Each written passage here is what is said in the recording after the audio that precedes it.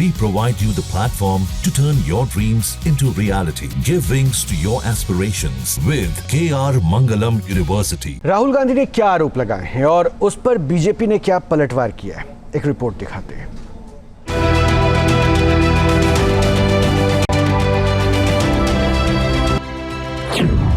महाराष्ट्र चुनाव की हार का गम नहीं भूल पाए राहुल गांधी भले ही बिहार चुनाव की तैयारियों में जुट चुके हैं, लेकिन अब तक महाराष्ट्र में मिली हार का गम नहीं भूल पाए हैं। राहुल गांधी भ्रमण भले ही बिहार में कर रहे हैं, लेकिन चुनाव नतीजे शायद अभी से समझ पा रहे हैं। लोकसभा में विपक्ष के नेता राहुल गांधी के एक बयान से दिल्ली से महाराष्ट्र तक सियासी पारा चढ़ा हुआ है। एक आर्टिकल लिखकर राहुल गांधी ने चुनाव आयोग और सत्ता में बैठी भारतीय जनता पार्टी को सीधे कटघरे में खड़ा करने की कोशिश की। इससे पहले कि आपको राजनीतिक हलचल और बयानबाजी बताएं, ये जान लीजिए कि राहुल गांधी ने क्या कहा है और इसके सियासी मायने क्या हैं।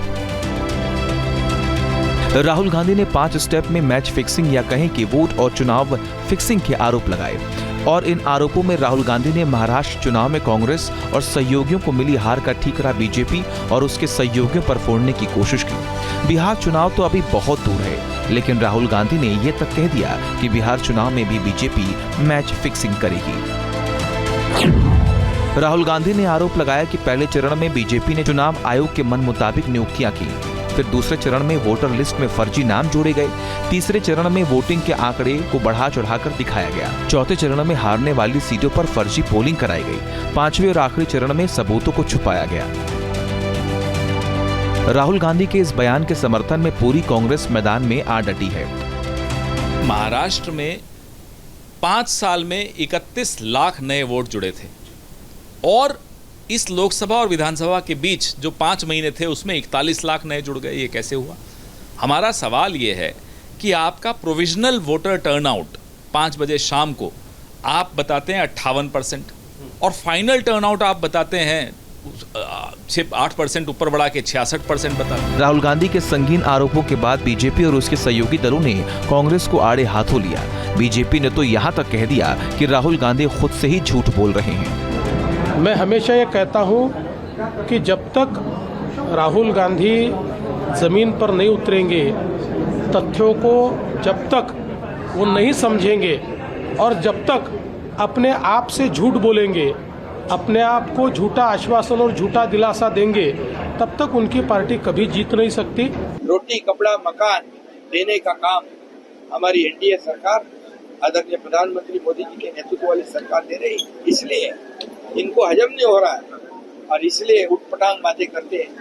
गिरे तो भी टांग ऊपर, ऐसे वाली बात है, कहावत है। मैं इतने कहूँगा और मैं ये भी कहूँगा कि आने वाले चुनाव में जनता उनको सबक सिखाएगी।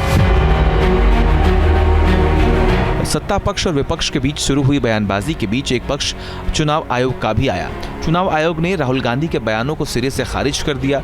चुनाव आयोग ने कहा, जब कोई इस तरह गलत सूचनाएं फैलाता है तो उससे लाखों चुनाव कर्मचारियों का उत्साह कम होता है। मतदाता सूची बनाने से लेकर मतगणना तक पूरी प्रक्रिया सरकारी कर्मचारी पूरी करते हैं और चुनाव के फैसले पक्ष में न आने के बाद चुनाव आयोग को बदनाम करने की साजिश है। क्या बिहार में हार के डर से घबरा गई कांग्रेस? राहुल गांधी ने 5 पॉइंट में चुनावों के फिक्स होने के आरोप लगाए और बीजेपी अध्यक्ष जेपी नड्डा ने 5 पॉइंट में ही राहुल गांधी के बयान को झूठ का पुलिंदा करार दे दिया। उन्होंने कहा कि राहुल गांधी की लीडरशिप में कांग्रेस लगातार चुनाव हार रही है। हार पर मंथन के बजाय राहुल गांधी बेबुनियादी आरोप लगाने में बिजी हैं।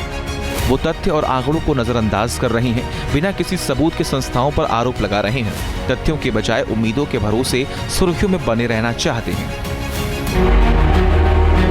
बीजेपी आरोप लगा रही है कि हिमाचल प्रदेश में जीतने के बाद राहुल गांधी को चुनाव प्रक्रिया सही नजर आती है। कर्नाटक में जीत पर भी चुनाव आयोग सही होता है और सत्ताधारी दल का आरोप है कि कांग्रेस बिहार में हार देख पा रही है और मुंह छुपाने के तरीके पहले से ही तलाश रही है।